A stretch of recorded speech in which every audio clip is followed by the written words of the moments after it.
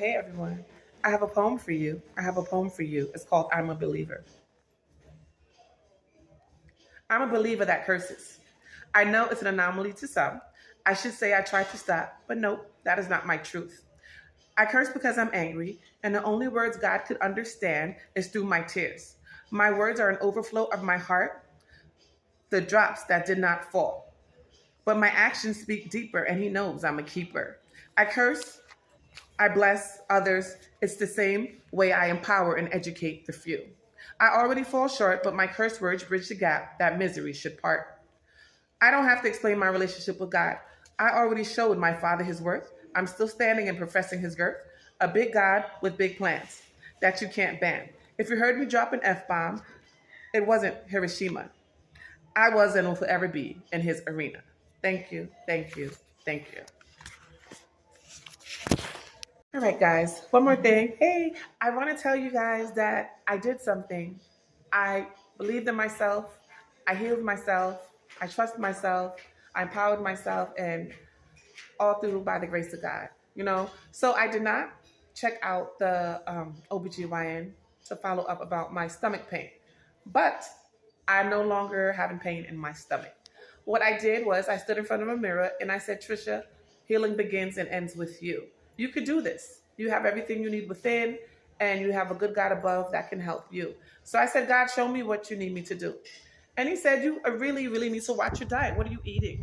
You need to watch your stressors. What are you stressing about?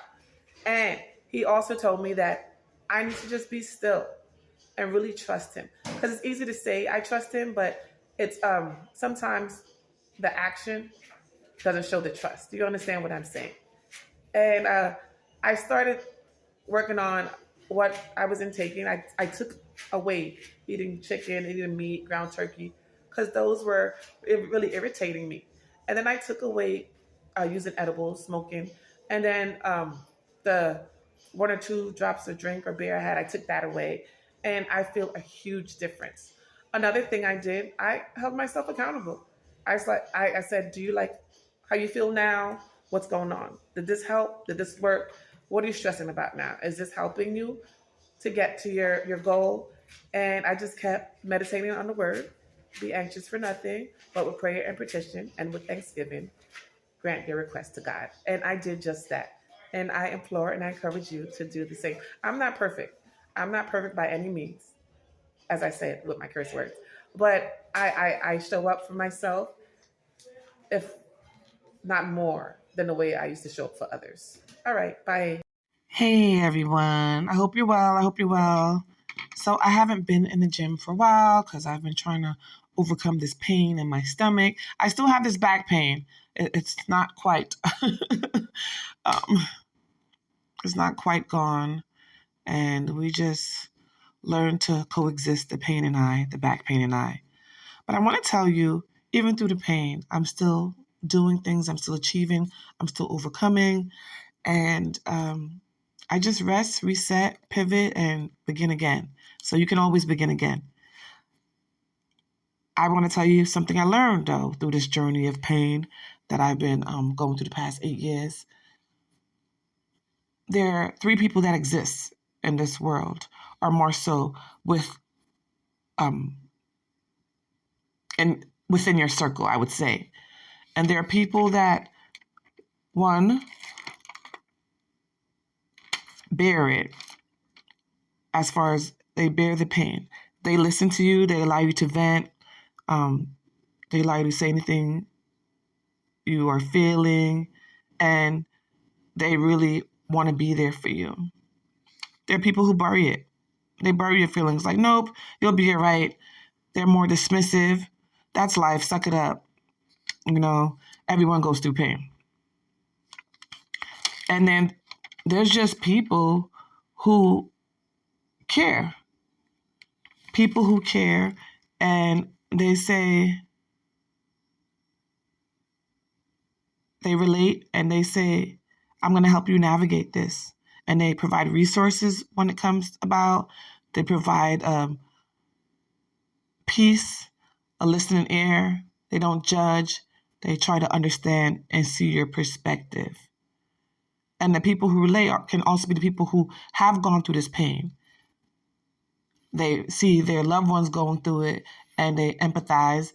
And not only that, they understand that one day it could be them, right? It could be them going through chronic pain. But I have learned to put the people who I love, my close friends and my family, I've learned to put them in their place.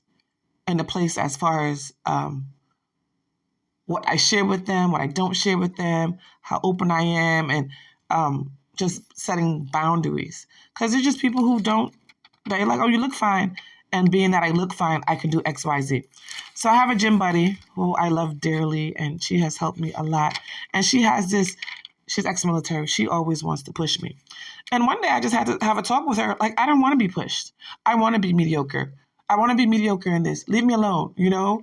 There's just certain things in life I want to be mediocre in. And working out on specific days when my pain is just too much to bear or XYZ, leave me alone. She's like, no, I'm here to challenge you. I want to challenge you. And I said, well, I'm in pain. And I'm in pain and you don't understand. And excuse these curse words you're about to hear. She said, Trish, you need to understand that life don't give a fuck about your pain. People don't give a fuck about your pain. Your bills don't give a fuck about your pain. You either suck it up and bear it or choose another way out. I understand what you're going through. You got to get tougher and learn how to navigate your situation. I'm teaching you how to fight through and overcome. I know about pain. I just don't let it get to me. It's all in the head. I don't let it get the best of me. And then after she said all this, I said, okay, I see, I understand where you're coming from. And I said, no, that's not true though. People care. God cares. People in life care. And she said, keep believing that shit if you want to. And I said, I do believe it. Until the day I die, I'll believe it, you know? So I was like, we're just going to have to agree to disagree. And that's it. But when I see her coming in that gym, I said, hey, good to see you. I run right to the sauna. She was like, you want to work out? I'm like, nope, I don't want to work out today with you. And I let her know, I don't want to be pushed. I don't want to be pushed today. I can't hang with you. I don't. And she tried to make me feel bad. You know, I'm 56. I'm 56. If I could do this, you could do this too. I said, listen, you're not the barometer of success. And you jumped out of planes for a living for decades. And no, I don't want to be. No, I know I'm not on your level. I know. Leave me alone.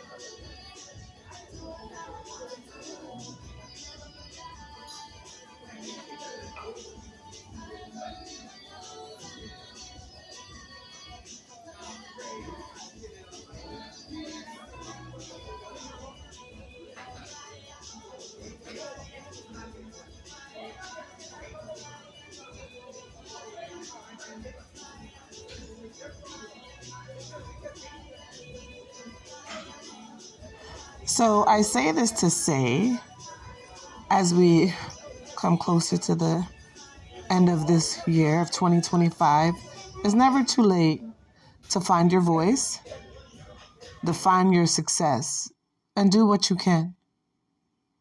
And do what you can and do what you can. And don't let anyone tell you what it is that you can and cannot do. And that's very important. Because many times, I got to highlight too, many times I've done training with this lady, my girl, and I feel like there are days I'm like, okay, I can do what she can do. I can do it. I can do what she's doing. And I end up in the urgent care, okay? If you remember my calf situation, I usually just do 5 pounds on a calf raise machine. Is it even 5 pounds? I don't even think I do weights on that machine. I don't even do, you know? And then one day I just had this brilliant idea. Let me go and do 80 pounds and do drop sets. And no, I ended up in urgent care. My calves were burning me. They said I had a strain. And I was just like, oh no. And then the next time I did another activity and my knee, it was a leg extension. And I popped something in my knee. And it's because I was trying to keep up with someone who, one, we're not on the same, it's not, I don't want to say the playing field. We're not going through the same situation in our life. We're not on the same healing journey. Our workout, our muscle endurance, and my tolerance, activity tolerance, is not on the same level as this other individual. So you got to be mindful to not push yourself to the extent where your body is not capable of keeping up. Competition is good, but you need to know your body. Because if you haven't been working out for the past 2 years, don't think you could jump in and all of a sudden you're doing all these weights. You haven't been running for a year. Don't think all of a sudden you can do 26 miles. You know, that's what I'm trying to say. Behold, he comes, riding on a cloud, shining like the sun. At the trumpet call, yes, yes, yes. So lift your voice. Is it to believe? Hey, our science here, yes, Lord.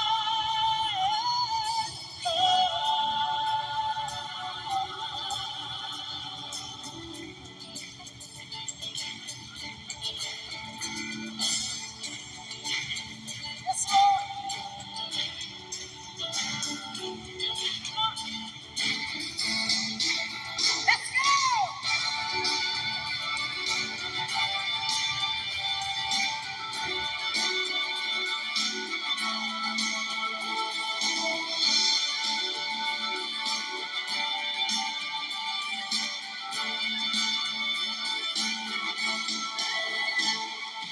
These are the days of Elijah, declaring the word of the Lord. And these are the days of your servant Moses, righteousness being restored. And though these are days of great trial, of famine and darkness and sorrow, still we are in the desert, crying, prepare ye the way of the Lord. Behold, he comes, riding on a cloud, yes, shining like the sun. At the trumpet call, lift your voice. It's the year of Jubilee, and our Zion's new salvation comes. Yeah. Yes, Lord, yes, Lord, yes, Lord. These are the days of that's right. Come in this place. And these are the days of your son. Rebuilding a temple of praise. And these are the days of the harvest. Yes, Lord. The fields are as white in your world. Yes, and we are the laborers in your land, declaring the word of the Lord. Behold, he comes, riding on the cloud. Here he comes, shining like the sun. Hey, at the trumpet call, lift your voice, year of Jubilee. Yes, it is.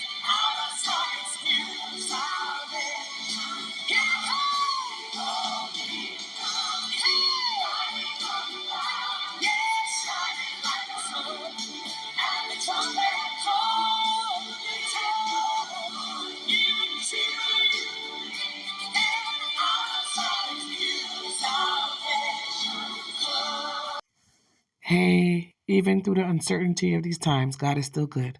Remember your power.